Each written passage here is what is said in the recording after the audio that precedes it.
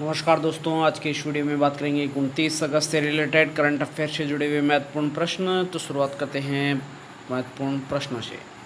किस बैंक ने ऋण गारंटी उत्पाद को लॉन्च किया है? तो नाबार्ड बैंक के द्वारा ऋण गारंटी उत्पाद को लॉन्च किया गया है।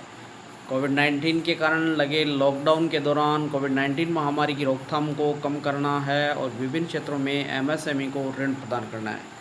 नाबार्ड का पूर्ण रूप है national bank for agriculture and rural development, राष्ट्रीय ग्रामीण एवं कृषि विकास बैंक। नाबार्ड की स्थापना 1982 में हुई थी। मुख्यालय मुंबई में है। वर्तमान अध्यक्ष हर्ष कुमार पनवाला है। दूसरा प्रश्न है, किस राज्य को 6 महीने के लिए अशांत क्षेत्र घोषित कर दिया गया है? तो असम को 6 महीने के लिए अशांत क्षेत्र घोषित कर दिया गया है। सुरक्षा बलों पर विद्रोही हमलों और असम के विभिन्न क्षेत्रों में अवैध हथियार और गोला बारूद की बरामदगी के कारण असम राज्य को अशांत क्षेत्र घोषित किया गया है।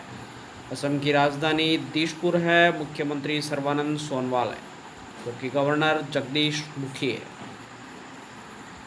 अगला प्रश्न है, नागरिक उड्डयन मंत्रालय ने किस योजना के तहत 78 नए हवाई मार्गों को मंजूरी दी है? तो उड़ान योजना के तहत 78 नए हवाई मार्गों को मंजूरी दी गई। सरकार ने क्षेत्रीय संपर्क योजना उड़ान के अंतर्गत 78 नए मार्गों को मंजूरी प्रदान की है। मंत्रालय के द्वारा इस योजना के तहत अब तक कुल 766 मार्गों को मंजूरी दी गई है। क्या है ये उड़ान योजना? उड़ान का पूर्ण रूप है उड़े देश का आम नागरिक। इस योजना को नागरिक उड्डयन मंत्रालय के तहत अप्रैल 2017 में शुरू किया गया था। यह केंद्र सरकार की एक फ्लैगशिप योजना है जिसे क्षेत्रीय मार्गों को जोड़ने, संतुलित क्षेत्रीय विकास को बढ़ावा देने और आम लोगों के लिए उड़ान सस्ती बनाने के उद्देश्य से प्रारंभ की गई थी।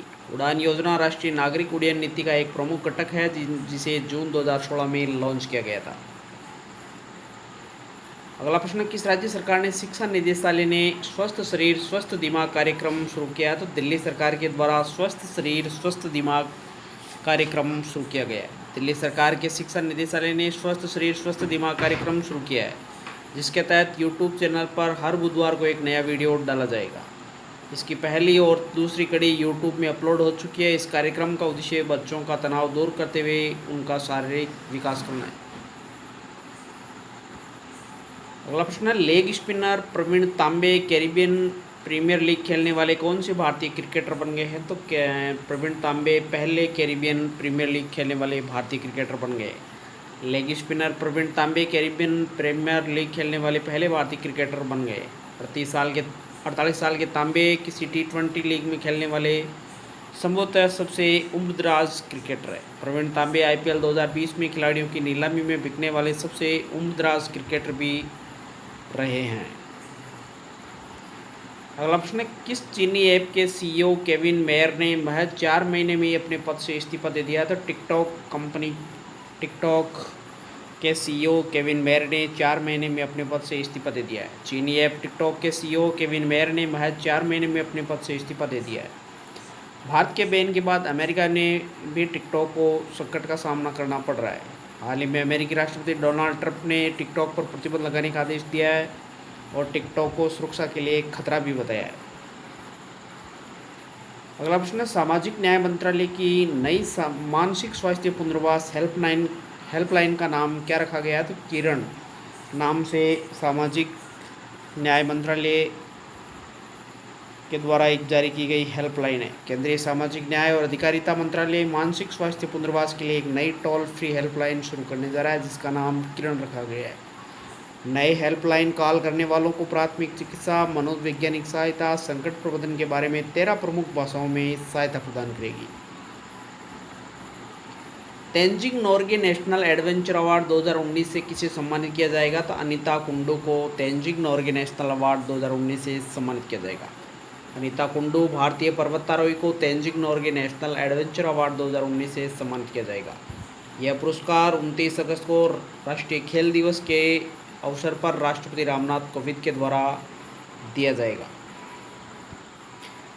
कितने देशों को वन सन वन वर्ल्ड और वन ग्रिड पहल के तहत एक सामान्य ग्रिड के माध्यम से जोड़ा जाना प्रस्तावित है? तो 140 देशों को वन सन वन वर्ल्ड और वन ग्रिड पहल के तहत जोड़ा जाना प्रस्तावित है। इस स्वतंत्रता दिवस के संबोधन पर प्रधानमंत्री श्री नरेंद्र मोदी के द्वारा एक वैश्विक पहल one sun one world one grid की घोषणा की गई थी, जिसके तहत दुनिया भर में सौर ऊर्जा की आपूर्ति के लिए एक ट्रांसनेशनल इलेक्ट्रिसिटी ग्रिड विकसित किया जाएगा। अंतिम प्रश्न है, पीएम नरेंद्र मोदी लोक प्रशासन में उत्कृष्टता के लिए प्रधानमंत्री पुरस्कार कब प्रदान करेंगे? तो 31 अक्टूबर को प्रधानमंत्री नरेंद्र मोदी के द्वारा ये पुरस्कार प्रदान किए जाएंगे। प्रधानमंत्री नरेंद्र मोदी 31 अक्टूबर 2020 को राष्ट्रीय एकता दिवस सरदार वल्लभ भाई पटेल की जयंती के ऊपर गुजरात में लोक प्रशासन में उत्कृष्टता के लिए प्रधानमंत्री पुरस्कार प्रदान किए जाएंगे। पुरस्कार गुजरात में प्रदान किए जाएंगे। तो साथियों, ये थे करंट अफेयर से जुड़े हुए महत्वपूर्ण प्रश्न जिन पर अपन ने चर्चा की है। उम्मीद करता हूँ ये वीडियो आपको अच्छा लगा होगा। अगर वीडियो अच्छा लगे तो लाइक, शेयर और सब्सक्राइब जरूर करें। Thank you.